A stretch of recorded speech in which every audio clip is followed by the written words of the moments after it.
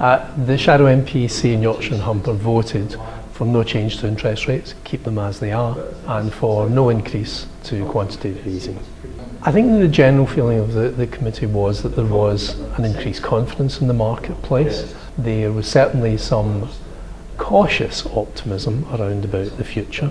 They expressed some view around about bank lending, and that there still seemed to be a lack of bank lending, but the companies, curiously, their balance sheets were being strengthened by deleveraging, which was quite an interesting position. I think the view across the Shadow MPC was that with other things added into that mix, things like CPI and RPI, inflation generally, then perhaps interest rates would have to creep up above what we have at the minute in time, and certainly beyond what we have towards the end of 2016.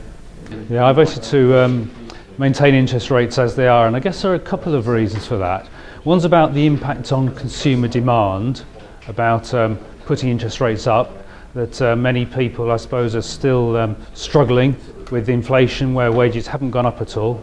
So their spending is really important to the economy. The other side is the impact on business and business investments. Anything that increases businesses' costs is not good for the economy.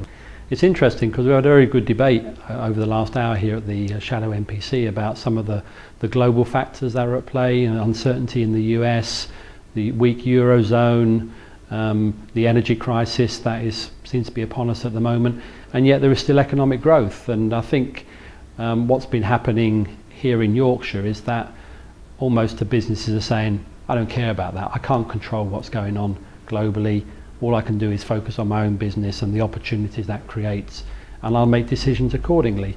And I think what we're seeing, certainly some of my clients, is that they're taking exactly that view. I'll park that global stuff, I'm going to deal with what I can deal with locally, and if there are opportunities I'm going to take advantage of them. And I think that's what's helping to fuel the growth.